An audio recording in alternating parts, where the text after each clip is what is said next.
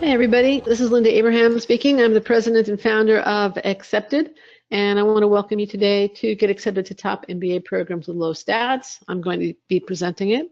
A word about me before we start. I founded Accepted way back in the mid-1990s. I've been an MBA admissions consultant for over 20 years. I'm also the co-founder and was the first president of the Association of International Graduate Admissions Consultants. I've been quoted in Poets and Quants, U.S. News, Wall Street Journal, and many other leading applications on specifically MBA admissions. Now, before we start, just a few items I want to mention to you that I think will help you get the most out of the next hour. We have prepared a worksheet for you. It's in the handout section of your control panel. I would recommend that if you haven't already printed it out, that you print it out and use it to take notes and to kind of follow along and see where we're headed in this whole thing. That's number one. I also want to mention that we will have various times where I'm going to ask you to either raise your hands or respond to questions. If I ask you to raise your hands, please, that means click on the hand icon, two icons underneath the horizontal orange arrow on your control panel.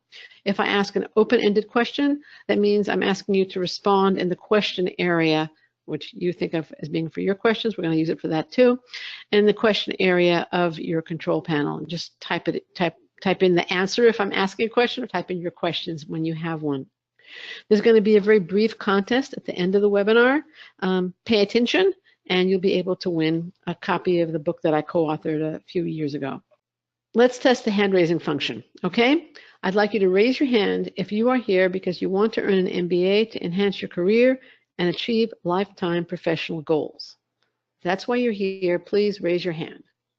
Oh, good. Good. Well, you have the right reasons for being here and you found the hand icon. Both of those are good things. Great. This is what this whole process is about.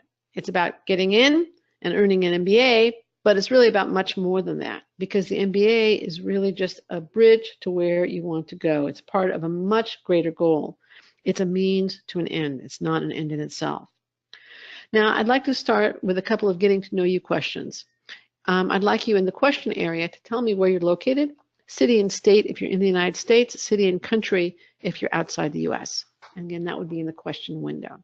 New York, Los Angeles, I have a neighbor here today. Okay, Watsonville, California, Washington, D.C., New York, Los Angeles, another neighbor. I'm also in LA. Chicago, San Francisco, San Jose, Washington, D.C., Orlando, Chicago, and Shanghai. Woo, that's a ways away. What time is it in Shanghai? San Francisco, 8 a.m. All right, so that's pretty reasonable. New York, Toronto. All right. Okay, great. Let's move on. I'd also now I know where you are geographically, at least where some of you are. I'd like to know where you're at in the application process, okay? The options are that you're planning to apply as a reapplicant in the 2018-19 application cycle, to apply for the first time in the 2018-19 cycle, to reapply in a later application cycle, or to apply for the first time in a later application cycle. With 81% having voted, here are the results. 8% of you are reapplicants, planning to apply next cycle. 60% are planning to apply for the first time in the next cycle. 0% are reapplicants in a later cycle, and 32% are planning ahead for next year. Okay, that's great. I was actually surprised. These are slightly different numbers from this morning's webinar. I was surprised both times that we have so few reapplicants applying either next year or in the later cycle. But okay, that's fine. Either way, you're all welcome. And for those of you planning ahead, also that's great. I commend it.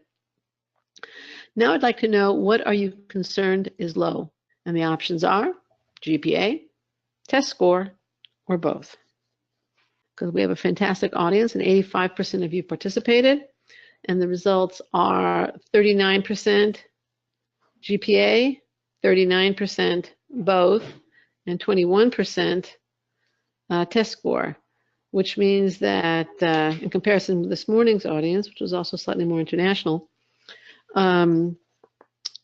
there were far more people concerned only about the GPA tonight than there were only about the GMAT score in comparison, Only the numbers concerned about GPA are higher this evening than this morning, and the numbers concerned about test score only were higher this morning. To the extent that test score is in both, it's actually higher today. Okay, that's kind of interesting, but more of a curiosity than anything else. I also want to mention, I've been told that sometimes if I just say, oh, we're going to have a special offer at the end, people are on the edge of their seats wondering, what's that offer going to be? I don't want you to be so nervous thinking about the offer that you don't pay attention to what I actually have to say. So I'm going to tell you what the offer is right now. It's $100 off any MBA service. The coupon code is MBA Save 100. This is a flash sale. It's only valid today, April 18th. Coupon code MBA Save 100. And the idea here is we're going to give you the best information we can. I also have Natalie Green-Bella Epstein, who will be joining me later, as well as Esmeralda Cardinal, two former admissions directors, and today highly experienced consultants. But if you have questions at the end about how do you apply this advice to your situation, that's what this discount is for. Obviously, you can apply it to packages or to any of our other services, but that's the idea behind it. Now, a few years ago, I was fortunate enough to interview for Admission Straight Talk, except it's podcast, Dr. Scott Schaefer. He's co-author of the enjoyable book, Roadside MBA, Backroad Lessons for Entrepreneurs, Executives, and Small Business Owners.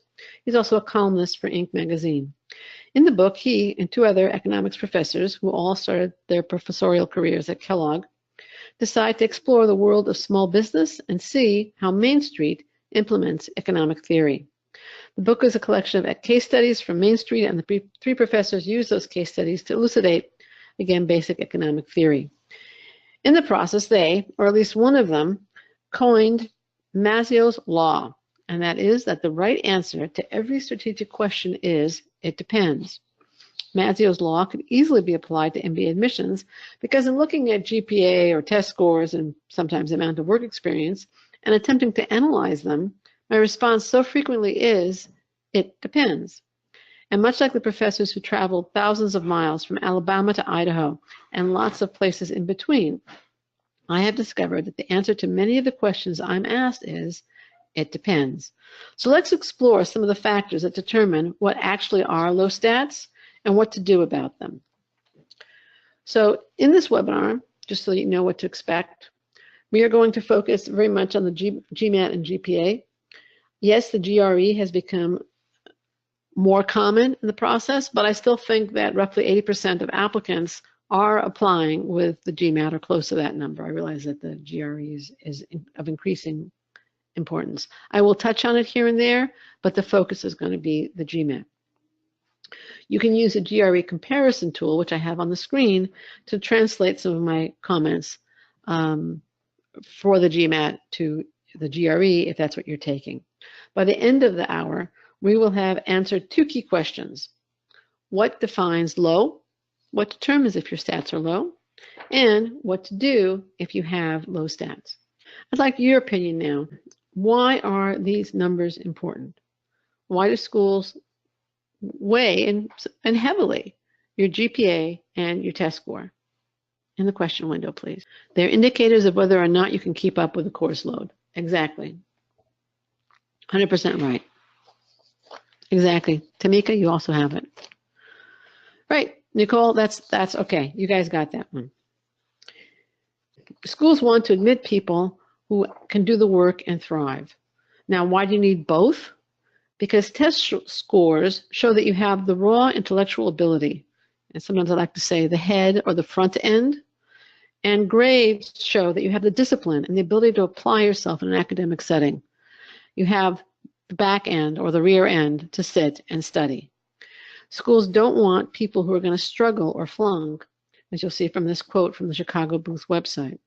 Applicants should have both the ability and the desire to thrive within a demanding and stimulating environment.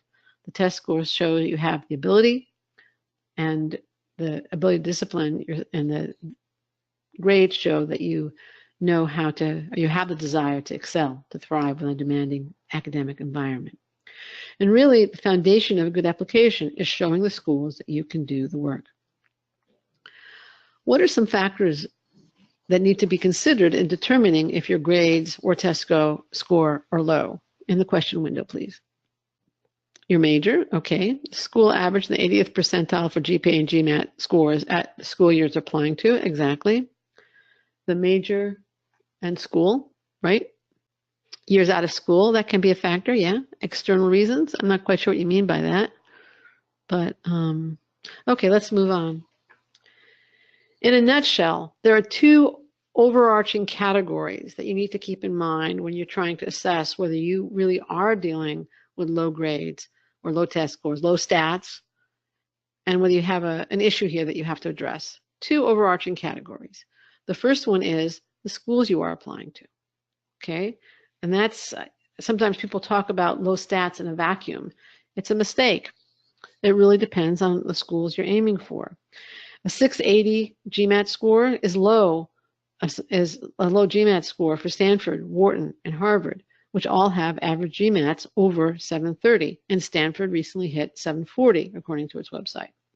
That same 680 is probably high if you're applying to Michigan State, Penn State, 659 average, Purdue, 636, Michigan State is 670, the University of Arizona is 656, which all rank in the top 10 for various U.S. News specialty rankings. And the same with a GPA. A 3.3 GPA is low for Harvard Business School, Stanford, and Wharton. It is competitive for most programs outside the top 20. Now, at this point in time, do you have any questions on what I've so far? I realize this is just the intro. Any questions at this point? Sumeda asked, do graduate school marks count if you can show that you have performed better in graduate programs? What about research publications? Graduate school does count, definitely. They probably would still want context for the undergraduate performance. It depends how low, etc. But yes, it does count. Blessing's asking, are there any post-bacs for business school? To my knowledge, there are no formal post-bac programs for business school like there are, let's say, in medical school. But there are courses that you can take. You could take, or certifications you can get. The CFA, we're going to get to that a little bit more. But to answer your question very briefly, is to my knowledge, no. So let me now provide a really elastic definition for low. What is low? Let's start with the GPA. In my book, if your GPA is 0.3 below the school's average GPA, you have a low GPA, and you have to deal with it somehow. Now, there are exacerbating and mitigating circumstances that you need to consider when looking at that number, and that's why the number is intentionally fuzzy. It's not cast in concrete at all, and it's something I'm giving to you as a guideline, but it's not a hard and fast rule. What could mitigate a below average GPA? If you went to a school that's known for rigor and low grade inflation and a hard grading scale. The U.S. Service Academies are classic examples of that, West Point, Annapolis. Also certain programs, Berkeley's engineering program is known as being a very difficult, rigorous program and with hard grading. If you come from an underrepresented group, that business schools, because they want to increase the diversity of their programs and your group does fine, usually once it's in the program, then that could be a mitigating circumstance. If you took a particularly difficult course load, I'm not saying that you should have loaded up on, 6 classes when you're really supposed to take 3 or 4, but there are more demanding course loads, and there are basket weaving is just not that tough. Organic chemistry is. If there was an upward trend to your grades, that's really, really, frankly, very good. If you had a difficult time your freshman year, kind of got going your sophomore year, and excelled junior and senior year, that's definitely mitigating because it really shows what you're capable of with a little bit of maturity. If you have been out of school several years and there is other evidence that you've matured and that you've excelled, that's also mitigating. If you have a high test score, it mitigates.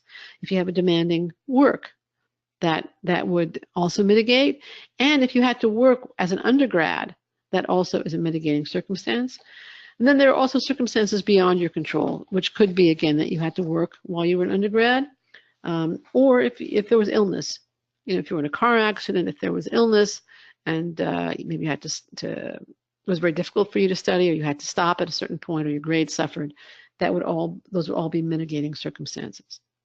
What about exacerbating circumstances? Well, if you're from an overrepresented group, or a group that tends to have very high grades, investment bankers, for example, that could make it harder for you to overcome a slightly below average GPA. If you went to a program that's particularly known for easy grading or just easy subject matter, that will make your low GPA look a little worse. Program known for grade inflation. If there was a downward trend in your grades, that's going to hurt. It's going to make it harder to overcome because most people improve as they go through college.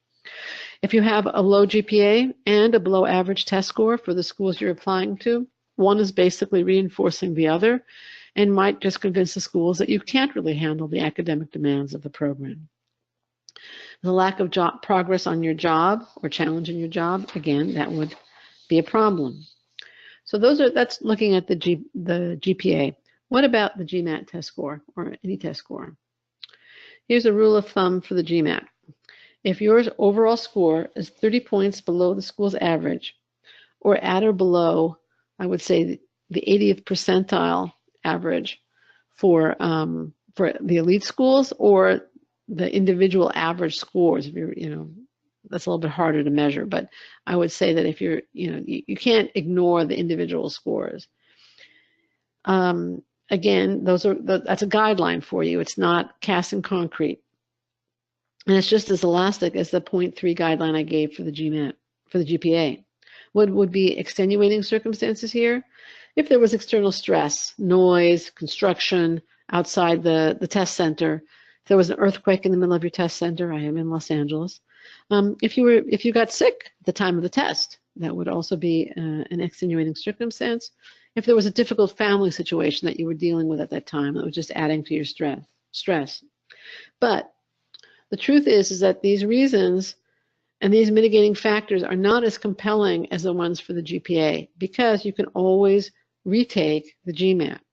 And if lightning strikes twice in testing situations for you, then these mitigating circumstances start to sound more and more like increasingly hollow excuses. And that's not what you want.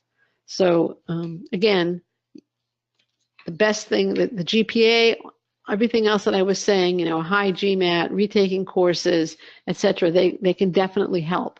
The best, but it's harder to deal with a low GMAT or GRE score without simply retaking it and raising it. I'm going to get into much more about what to do in the next section, but any questions right now on what makes something low, or what is low, and what can reduce the impact, what can make it worse? And if you have questions on that, please put it in the question window. I would say that biology and chemistry majors, especially chemistry major, is known as a hard major. Absolutely. Underrepresented groups for business school, certainly in the United States, it would include African Americans, Hispanic Americans, and Native Americans. Most women are still an underrepresented group in business schools, and business schools are trying to increase their representation. And then there are countries and geographic regions of the world that just simply don't send that many people to business school, and they would be also underrepresented. Let's see what else we have here. Thank you for the question, Carolyn. Let's see, we got a lot of questions. I'm going to take a few now and then keep going. Okay, this is an interesting question. Okay, so Augustine is asking, if you have an equivalent GRE and GMAT score, would a GMAT be considered higher? I mean, you can look at percentiles for both. There are some schools, INSEAD most obviously really gives the GMAT more credibility. Most schools say they have absolutely no preference. They look at each of them holistically in the context of the whole application, and they have no preference. I believe, I'm not sure about Duke at this point. I know they used to prefer the GMAT. I think at this point they also are completely agnostic as to the test, and they just, look at the percentile, look at the score, and go with that, and look at it in the context of your whole application. But good question, Augustine. Thank you. Okay, Salisha asked also an excellent question. I've done my undergrad in another country with a different grading system.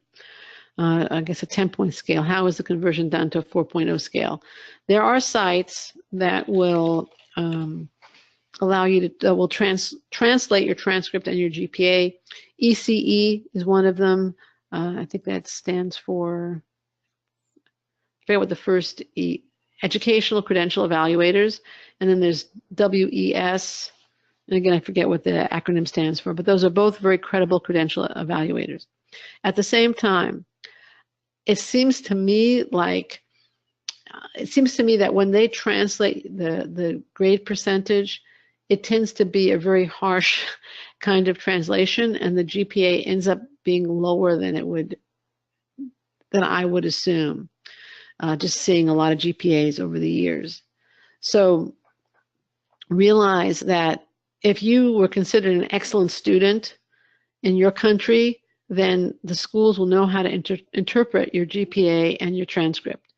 If you were considered a mediocre student in your home country, you will be considered a mediocre student when the school looks at your transcript. If you were above average but not outstanding, that will also be understood. They know how to read transcripts and interpret GPAs for most countries. So frankly, my recommendation almost always is that unless the schools you are applying to want you to get your transcript professionally evaluated and translated, that you don't do it, that you rely on the school's in-house experts to interpret your transcript. Okay? With that, I think we're going to go on. We might go back to these questions later because I have allowed time. I have allowed time for questions at the end also.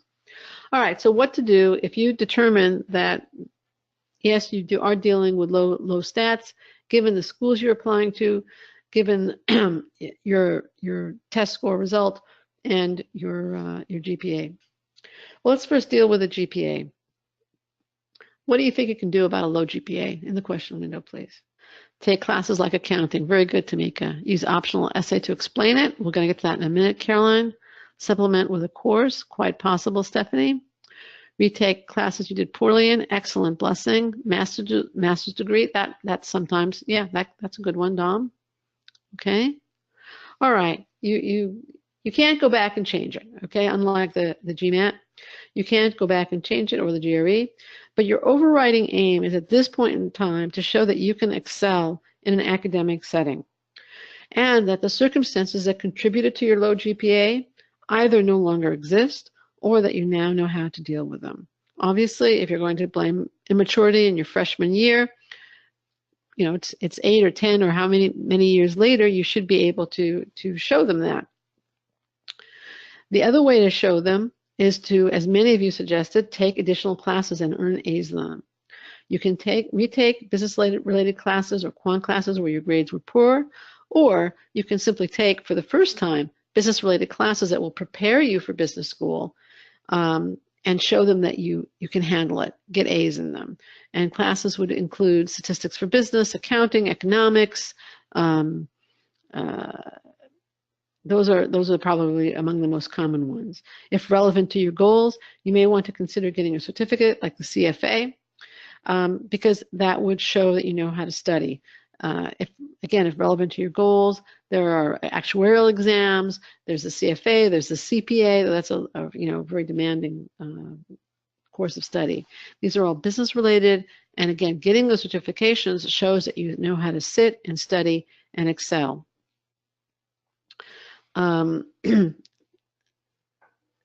Another way of mitigating the impact of a low GPA is to get a high GMAT. It doesn't show the same thing, but if you combine a high GMAT with some recent A's in business relevant courses, then you are really, really going very far in mitigating that undergraduate record from several years ago. And somebody said provide context or provide a reason for the low GPA. I prefer to consider it providing context for the low GPA or the low grades. And that could be that, as I mentioned earlier, you had other responsibilities. Maybe you were working your way through school. Maybe you had to send money home to your family. Or perhaps you were sick and your grades took a hit, 1 semester or 2 semesters. Maybe you started out in the wrong major. You know, somebody mentioned a organic chemistry or bio major, a lot of times people start out pre-med and they decide, hey, this isn't for me. And then they take it, they make a change, they find their stride, either they major in something business related or economics or whatever, and all of a sudden the grades, they soar. Well, that's okay. One warning I want to give you is every so often I see people saying that something along the lines of, how should I put it? Oh, I was too involved. I was too active. And, you know, I did great things on campus, but I didn't study that much. And that tells a school that basically they were prioritizing the other activities over their studies. And it really implies to the school poor time management and that they're going to do the same thing when they're on their campus. So if you're going to say you were very active, then there also needs to be a little bit of a mea culpa there, that maybe I needed to employ better time management skills and not assume so much responsibility so that I could have done better in my classes. We have a blog post specifically on how to provide that context, and we'll send you the URL for it after the webinar. I also want to mention a podcast I did on this, specifically how to mitigate the impact of a low GPA. It's accepted.com/237, 5 A's for your low GPA. Now, what about a low GMAT or GRE score? The best way to handle it, and oh, you guys are not going to like me when I say this, is simply to retake and raise the score. That's the best way to handle it. Again, that I know is not a very popular kind of statement, but that is the way, that's the truth. So if you're not sure whether to retake it, please see either the blog post here or the webinar here, and we'll be sending out these URLs after today's webinar. What if you've retaken it several times, or you simply don't have the time to prep again and retake, or you don't think you can raise it? You took it several times, your practice exams were in this level, and you really want to go to a school with a much higher GMAT score. Well, that's the kind of thing that we deal with our clients on a regular basis, and you'll see at the end some examples of where we've successfully done so. And both Esmeralda and Natalie, who are going to join us later, can give you some examples of, how, from their experience, what to do.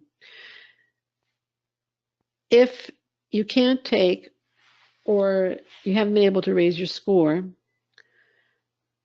actually, before I answer this question, what do you think you should do?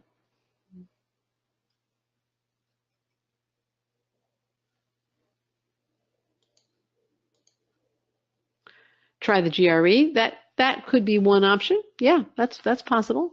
Good one. Improve other parts of your application. Excellent, Blessing. That's good.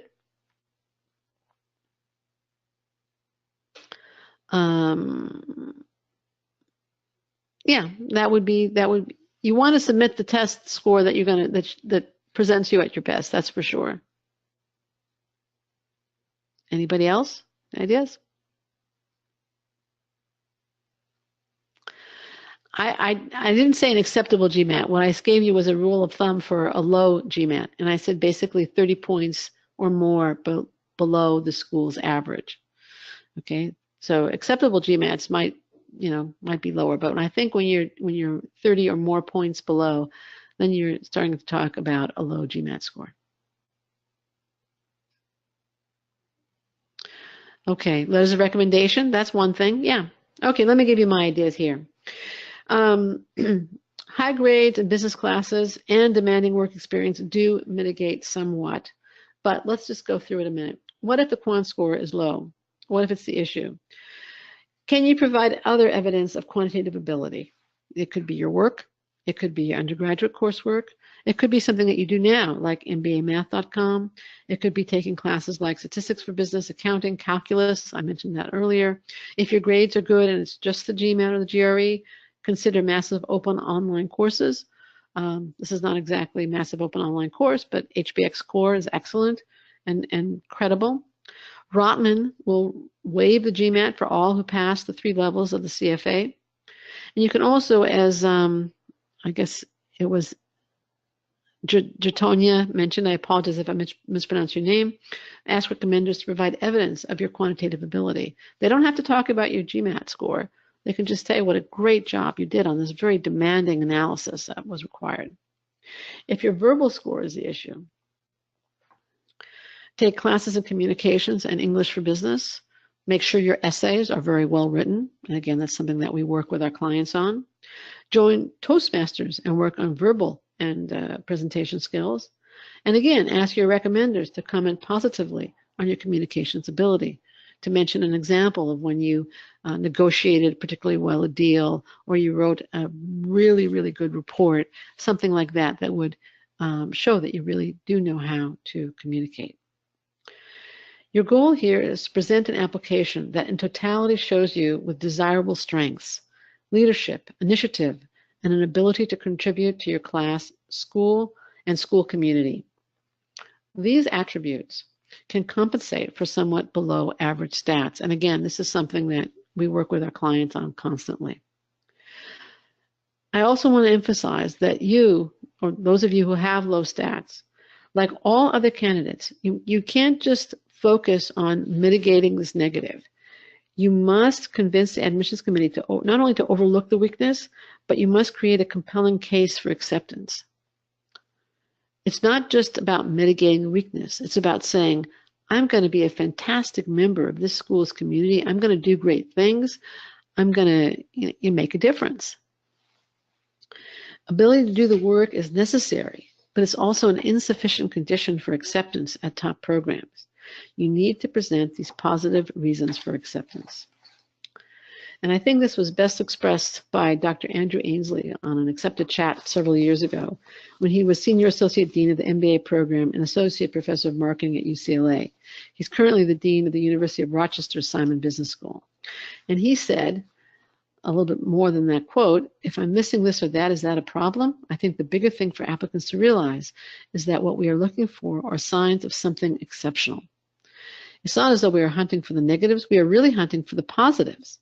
So I'd hate to categorize it and say that we're looking for this or we're looking for that. And we really don't want candidates to think we are pigeonholing them into just being capable in certain areas. So just show us a sign that you excel. That is probably the single most important thing. Okay? Now, I asked a minute ago, and several of you said, what do you do if you can't raise your test score, or you can't take the classes I mentioned? And basically, you're saying you're going to apply with the low GPA and the low GMAT.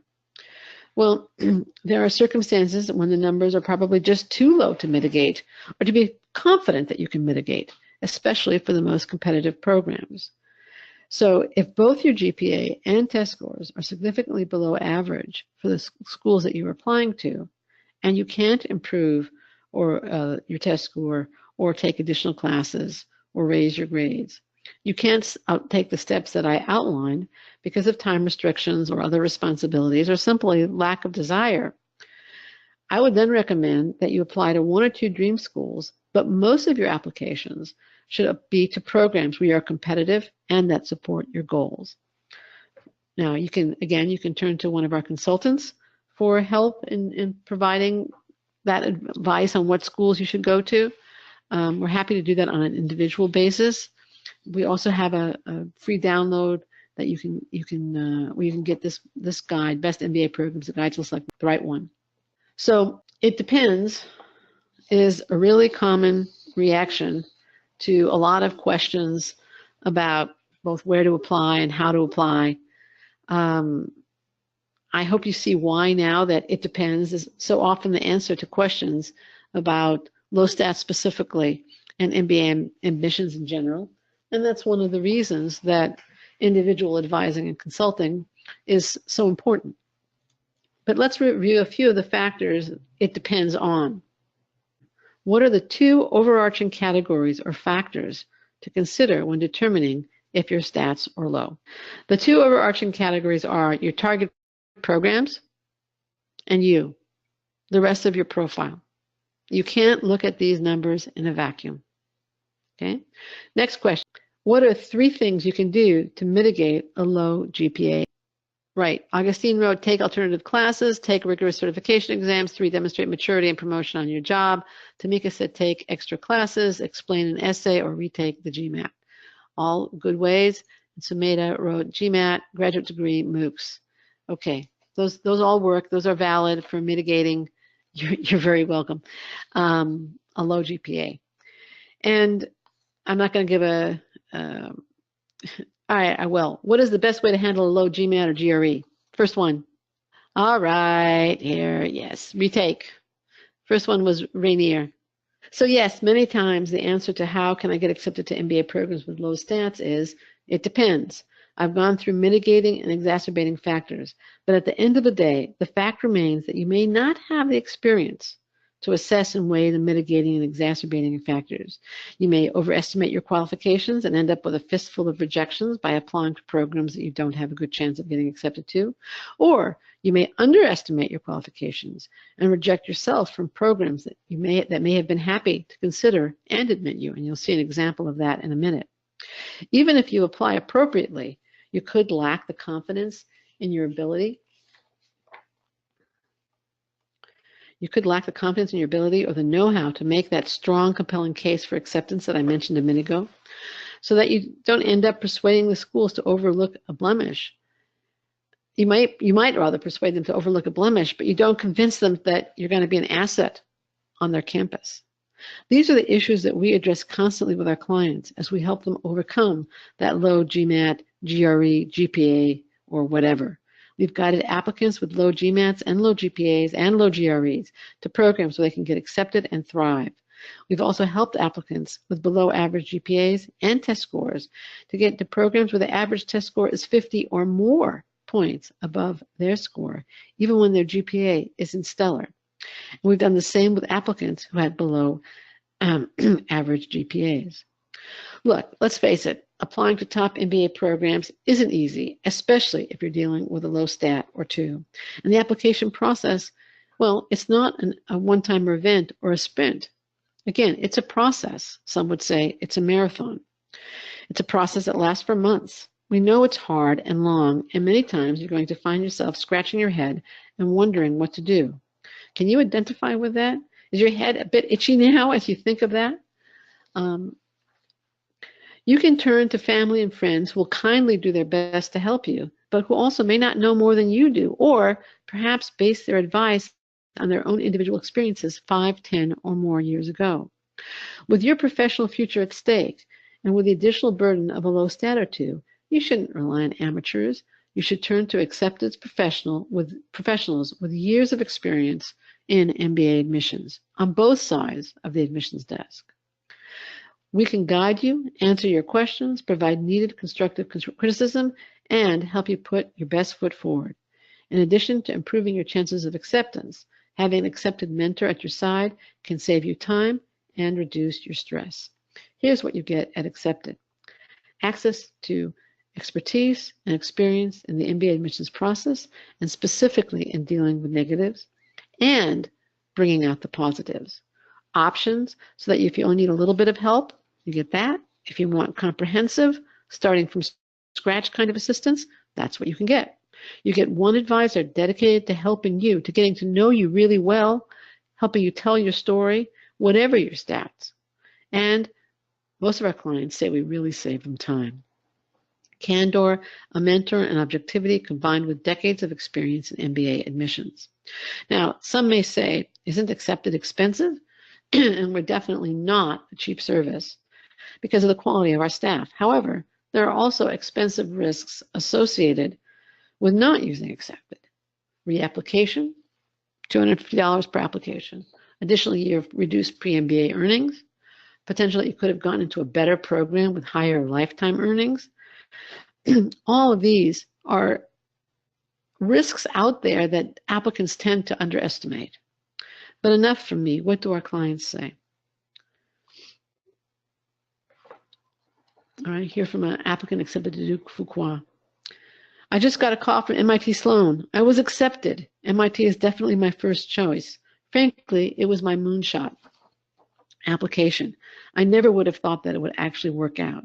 This is from a client who had a low GMAT, but a competitive GPA. Or the next one. I found Jen's comments to be very helpful and effective. Know that there is no way I would have ended up with half-decent essays without her help. Jen helped me highlight strengths and work around weaknesses to present the best application possible. I got into all 5 of the programs, and I couldn't be more pleased with Jen's work. Or here's another one. Just to jog your mind, you helped me apply to 7 schools in the USA, including Haas, Kellogg, and Fuqua. I was invited to interview with every school that I applied to, despite my low GMAT of only 660. Now the results have started coming out, and so far, I have been admitted to Tuck and Fuqua. There is no way I would have been successful without your valuable edits and mock interviews. I owe the success to Jennifer. And the last one, second sentence, I was just accepted to Northwestern off the wait list, and I will be going to Kellogg in the fall. I am so excited about Kellogg. I am so thrilled to have this opportunity. I wanted you to know that there is no way I could have accomplished this without Natalie's help, and she'll be joining us for the Q&A. Different consultants, different schools, different challenges, same result. Acceptance at top MBA programs. And in 2017, 92% of our MBA clients were accepted to at least one of the business schools that they applied to. What did they do? They followed the steps that I'm recommending to you now. Visit exhibit.com/MBA advice. Choose the service that's right for you, get the guidance that you need, and then apply confidently and effectively. If you're not sure what service is right for you, you'll find options on the site for getting help and selecting the service that fits your need. You can also ask questions about it here. And again, the special for today's audience, $100 off any MBA service, coupon code MBASAVE100, today, April 18th. And if you just have questions after today about how to proceed, how to choose schools, how to mitigate weaknesses in your particular situation, you can get buy 1 hour of advice for $215. That's a lot lower than our normal $315. While I strongly recommend getting answers to your questions in an individual setting, we do have Natalie Greenblatt-Epstein and Esmeralda Cardinal with us today. Natalie was the missions director at 3 different top business schools. She has decades of experience in MBA admissions. Esmeralda was admissions on the admissions committee at Yale SOM and was a director at Michigan State Broad. And she also was a consultant to various UK business schools. So now for your questions. Let me see what Rachel's pulled up. Carly asked, do you have advice for providing context for the GPA when the reason for poor performance was struggling with severe depression throughout college and not knowing how to deal with it at the time, but having learned how to deal with it, how to control it since graduating? See what, Natalie, you want to take that one? So I've had a lot of clients in this situation, and unfortunately, emotional illness is still taboo with admissions. I think admissions directors, for the most part, are in fear that with all the stress of business school, you might fall into another depression. You can certainly talk about an illness in very general terms, and that you are over that illness or you're in remission from that illness. But I personally wouldn't talk about being depressed in an application. Okay. Esmeralda? I completely agree with Natalie. It is the problem with this is that even though you can still say perhaps that you overcame, that you sought therapy, and that you are fine and well, they're going to feel that comes my fear that given the same level of stress that business school requires, that you might go back into depression, and they might fear that that's going to happen. So I would stay away from illnesses like this. It's better not to disclose them.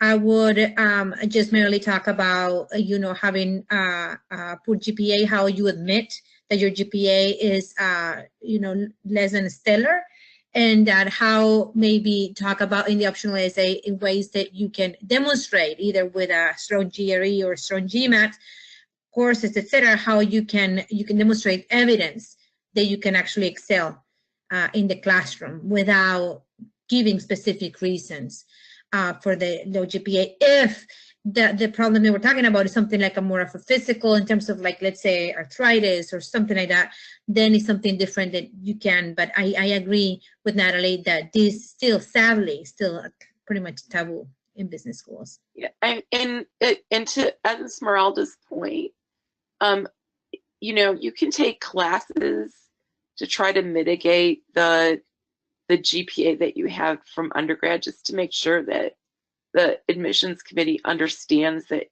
you're actually, you know, trying to show them that you can demonstrate really outstanding success. I had a situation like this year where, you know, I had another client get into Kellogg and I had another one get into Wharton, both with less than stellar GPAs. They didn't need to explain like the background behind it. It was a mention, and then this is what I'm doing to mitigate your concerns about my GPA. So the focus on what focus for them was on what they've done to show that they can do the work, basically. Yes. Yes. Yeah. Okay. Okay. All right. So here we have a good one from Augustine. He has two questions. And I'm going to answer the first one, and I'll let Esmeralda and Natalie address the second one. One, not sure if you're familiar with HBX Core, but it's a program offered by HBS highlighting 3 quantitative classes: financial accounting, managerial economics, and business analytics. How would top schools view a program like this? Yes, I'm very familiar with HBX Core. And actually, Rachel, can you post the link to the interview that I had with the head of HBX Core? It is definitely, first of all, it's very credible at HBS. At Harvard, it's very credible, and it is viewed positively by most business schools. It is considered a credible way to show that you're working on these skills, you're acquiring these skills, and performing. And I believe they also do give a transcript. And the second question, which I'm going to leave to Natalie and Esmeralda, is: are interviews a good time to explain reasons for your low stats, or is that more reserved for essays and interviews are reserved for other school-related questions? Thank you for the great question. Do you want me to go? What Go I would ahead. say, Esmeralda, go first, okay? okay. Okay. The optional essay is the perfect place for you to address these concerns. Many times the interview, it's a blind interview, where the person who's interviewing many times is a current student or someone who has not particularly read your application. So I would not, unless they ask you specifically about this issue, I would not bring it up. I think it is the optional essay where you can, you know, talk about these things. And I usually advise my clients in doing it in three different ways. First, I start by recognizing the problem. You know, I understand that my GPA was lower, et cetera, et cetera. Recognize the problem. The second thing is show regret, show remorse, that you understand, that you regret having done it. Like you don't, and you have decided not to do it again. And the third part is a decision to change, and what you have done from now, you know, from that time until now, to demonstrate that you have changed, that you have the quantity, they have the academics, they have the, you know, to cope with the curriculum. So either with courses, or that you have taken the GMAT, or you have retaken it, or etc. Whatever that might be, demonstrate, give evidence of change. And that would be the perfect way in the optional essay. To the point, short and sweet, but demonstrating these three things. Okay, great. Natalie, do you want to add something? No, that was absolutely perfect. Okay. Okay. We have a question here. How do you look for safety schools? In other words, how do you find programs that fit your qualifications if you are unaware that these programs exist? Well, I mean, in my mind, there are kind of three basic categories. There's stretch, there's competitive, and there's safety. So when you find programs that fit your qualifications, those are the competitive ones. Safety ones are one where you're really pretty sure of an acceptance. So there's a slight difference. I don't think it's just semantic. But a safety program is also, just so we make really clear on this, it's not one that you will not attend. That's just applying to that kind of a school is just a mistake and a waste of time and money. How do you look for safety schools? Well, one way to look for safety schools is to check the specialty rankings, either U.S. News or Business Week, and look for schools that are ranked highly in a particular area, but overall not as highly ranked and with less competitive stats. That's one way. Another way is to look at programs that send a lot of grads into specific businesses, but again, isn't ranked as highly. So you can look and see, for example, I think Emory is not as highly ranked a program as let's say, as a lot of other programs, but it actually has a fair number of grads going into strategy consulting. UNC, again, is not as highly ranked as some other programs, but it has a lot of grads going into banking. So, or USC and UCLA may not be as highly ranked as some programs, but it has tons of its grads going into entertainment, media and entertainment. So that's what I would look for. Esmeralda and Natalie, what would you want to add or disagree with me?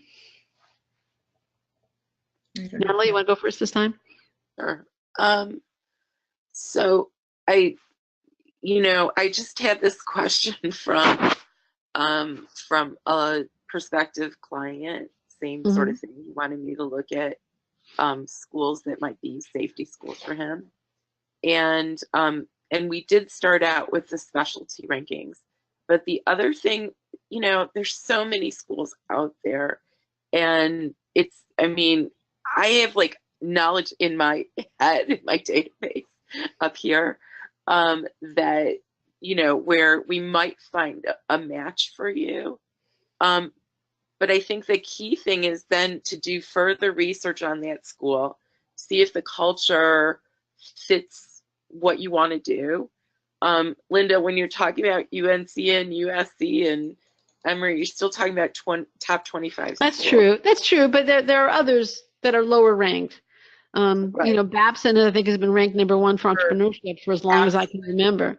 Yeah, absolutely. And that's one that's one of my go-tos for people that are interested in entrepreneurship. So looking at the where the graduates go is, it's there. It's open for everybody on placement reports. You can look at the Career Services Council. You can look at the Graduate Management Admissions Council. They have a nice little tool where you plug in your desired traits for a school, and it gives you some suggestions. But, with hundreds of schools out there, this is something that we help our clients do. So there's just digging deeper you have to do additional research. And Esmeralda, do you have anything to add to that? Yeah, I was going to say that, yeah, it is definitely come to one of us, because you might have a couple of ideas, but I think talking with us, we can, see what your desires are, even in terms of location, where you want to live. I've had clients that come and they say, the only thing I know, I want to be in the West Coast. I don't care where I go, and then they have a couple of schools, and then so I've been able to help them and figure out a school that is going to fit their profile, their interests, and a safety. And what I usually do is I give some information on the schools, and I try to find out. Then I send them off to the little bit of research on their own, and they come back and say, you know what? You're right. This school is wonderful. I really like. They do have a real estate, concentration that I want, et cetera, et cetera. So it is. I would say if you have trouble with that, if you want help with the list of schools, come to us, and that's part of the free consultation that we can give you. So definitely take us up. Okay. Carolyn asks, how significant does how much help, I guess is what she's really trying to say here, does applying in round 1 give you over applying in round 2 at most schools? And she's looking basically at California schools. Now, I'm gonna address this a little bit on my own, and then we'll hear what Natalie and Esmeralda have to say. I believe my rule of thumb on this one and this is pretty much cast in concrete, is apply as early as possible, provided that you don't compromise the quality of your application. There is no round one advantage in mediocrity. There's no round one advantage in submitting something that reflects poorly on you. Absolutely none. To the contrary, it's also just a big mistake. If you're talking about submitting something that's qualitatively the same, I would say you're better off applying round one than round two, because the class is wide open. Nobody has a spot. No places have been given out. I can't quantify the advantage for you. I just think that it makes sense to do. Also, there's more money available for scholarships early in the process. You can attend admit weekends. You'll know earlier on, if you're in or not. So again, provided that your application represents you well and is something that you're proud of, apply round one. If you're not ready, either because your test score isn't what you want it to be, or you didn't get to work on the essays as much as you wanted, whatever it is, then wait till round two. Esmeralda, do you want to add something to that? Yeah, I was going to say it's April 18th. So if you're asking that question, I would say definitely you want to do round one. You have the time, you can do it. Round two, you think about this. If you don't get in round one, there's always round two. If you wait until round two, then round three is much harder to get in. It's much smaller round, and most of the classes are already filled up. So I would say, if you can, definitely shoot for round one. And I remember when I was an admissions director, I was always telling the answer that Linda said, apply to the earliest round you can, provided that, that you bring a quality application that, that is the best application that you can bring. And also, a lot of people, they just do better. If you have yourself a deadline, if you give yourself a deadline that is too far away from now, you might end up, procrastinating for a few months before you start. Applicants procrastinate? Maybe. So that's what I would say. Definitely, if you have the time, I would say round one. Okay. Natalie, do you want to add anything? Yeah, I do have something to add. Okay. So you can actually look at the statistics behind round one and round two if an admissions director is willing to do that. And what we know from the last 10 years of data right now, and again, this information is provided through the Graduate Management Admissions Council, is that there are more people applying in round one than there used to be. It's still not as large as round two. So the statistical significance is actually quite small.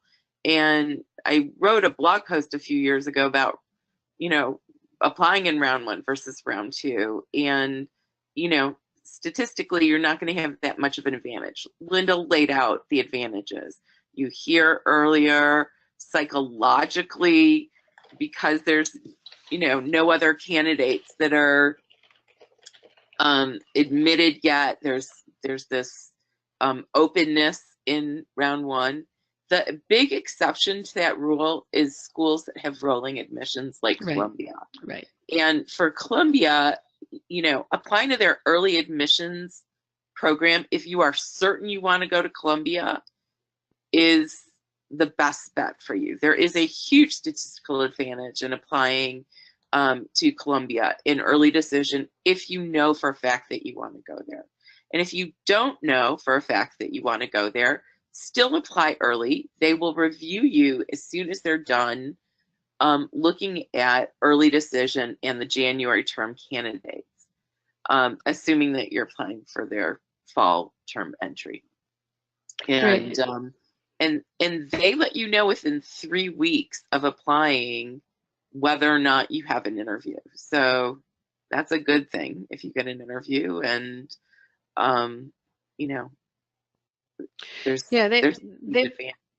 they've also said very clearly that the acceptance rate for those who apply early in the regular decision cycle is the same as the acceptance rate for those who apply to their early decision program.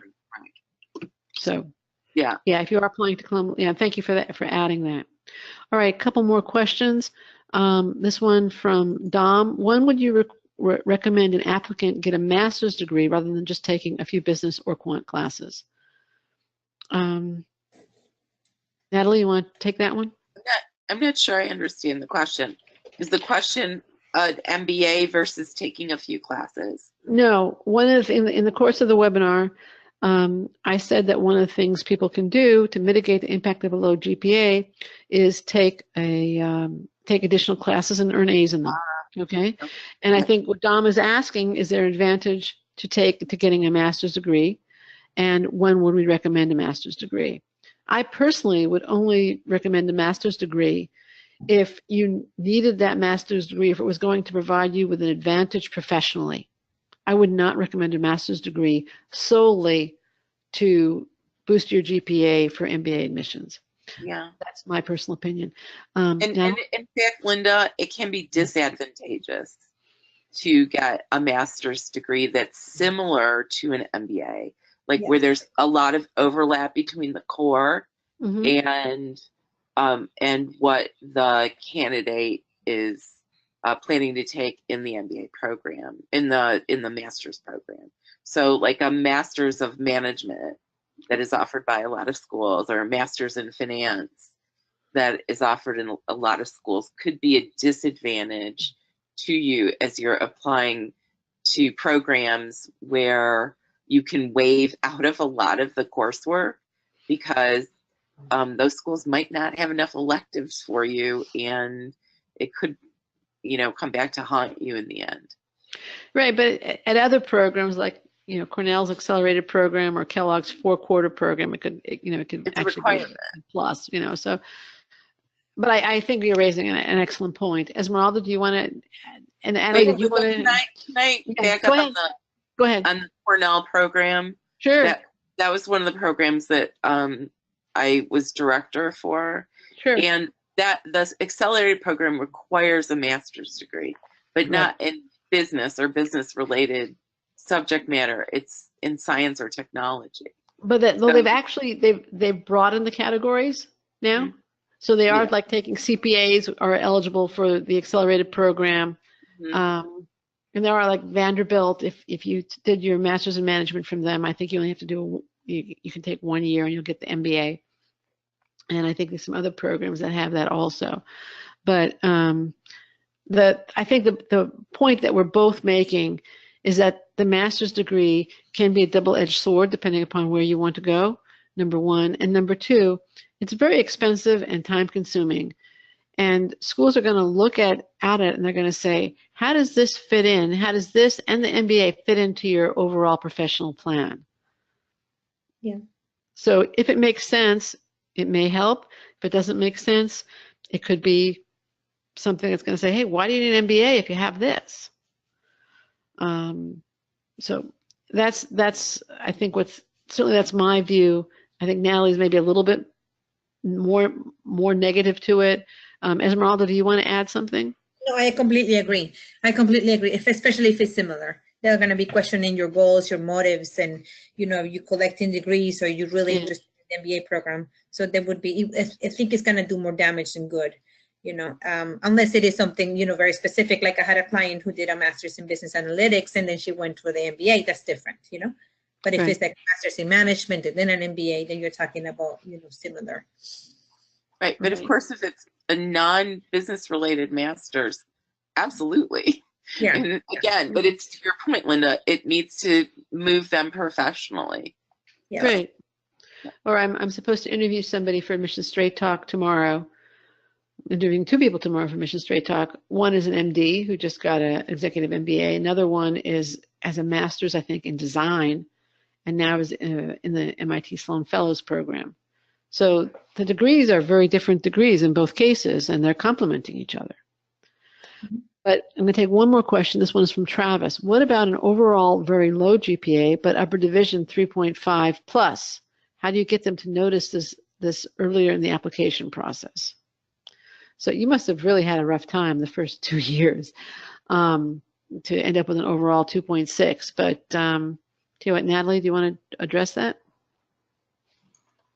So I can tell you, when I was looking at applications, I did look at the progression, and obviously if there was an uptick, that was more favorable for you, for the candidate, than if, it was steady state or, kind of choppy throughout the entire experience, or even a downturn in your last year.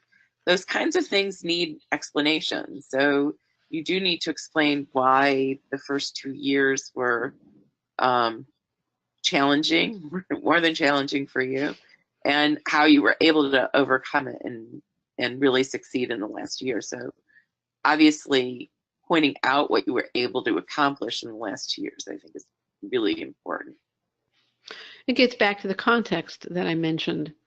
You need to, and I go into more of that again in that podcast, sub.com/137, that you want to show them that whatever was influencing your performance in the first 2 years either no longer influences it, and that appears to be the case from the last 2 years, or doesn't exist. So, and what I would stress, and that's why you always, for these cases, you always need to use the optional essay. And I usually tell my clients, the outcome won't know unless you tell them. They won't know. They won't be able to guess why do you have a D in that class. You have to tell them, and that's what the optional essay is there for. So definitely use it and explain these situations. And I've had clients, I just had a client admitted to a top 10 program with a 2.7 GPA.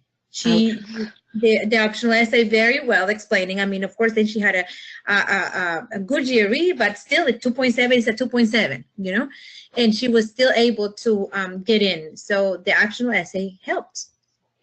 Absolutely. Yeah, I had the same thing this year, and she did explain everything, and she did everything in her power also to mitigate those issues after she graduated.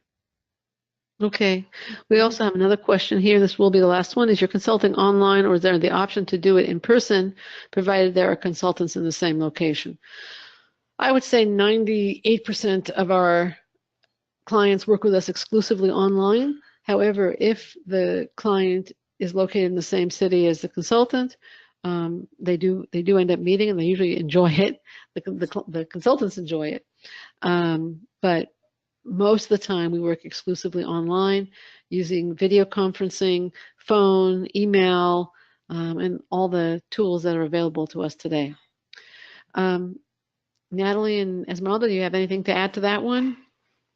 That's accurate. That's accurate, yeah. I've met with clients, but for the most part, we're doing everything, we're doing everything online. And it doesn't seem to,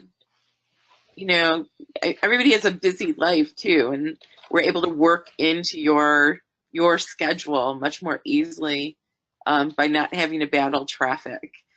And you're not having to battle traffic too. Yeah, right, exactly.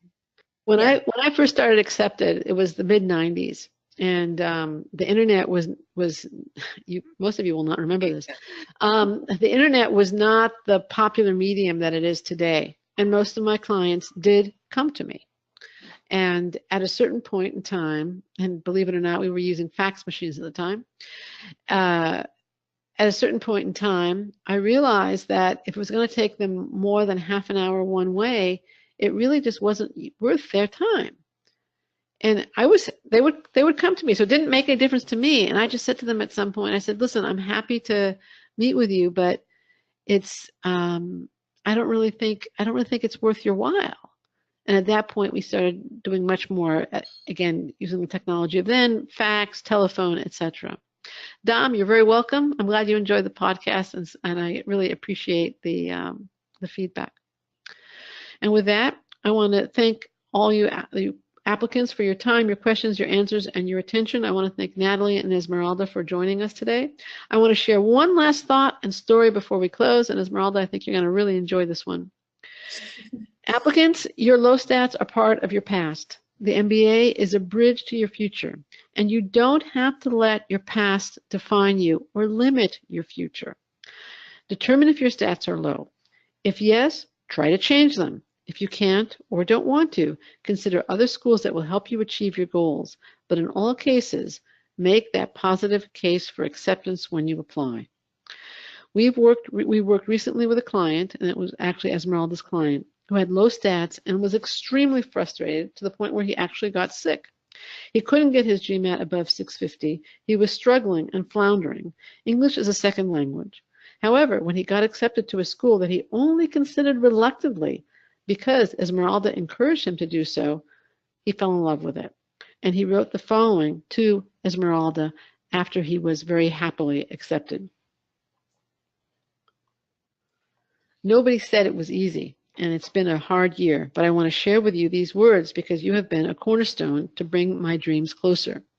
A year ago, I was desperate, looking for help to make my applications, and full of stress because I was not able to dedicate all the time I wanted to my MBA dream. Then you appear.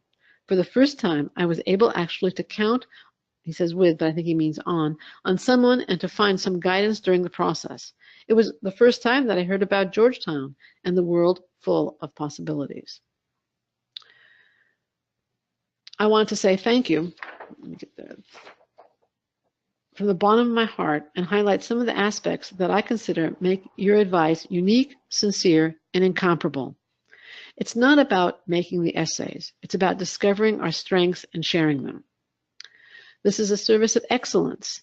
The knowledge of the consultant is amazing. They know what they're talking about. They can offer new possibilities and suggest new schools and different approaches, always through delicate but very direct feedback.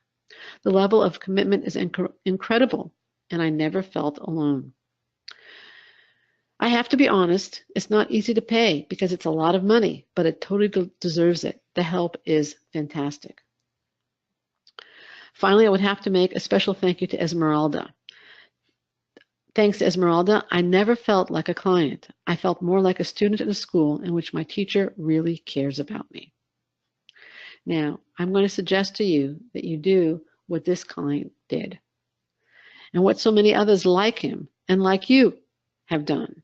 Ask for acceptance help and access the kind of guidance and mentoring that enabled his acceptance and motivated him to write this heartfelt email. And by the way, I've just excerpted parts of it. There's actually much more to it. There is no need to flounder or to wonder how to make the most of your strengths and mitigate your weaknesses. This fellow is on the path to his dream career despite low scores and other obstacles. Join him on that path.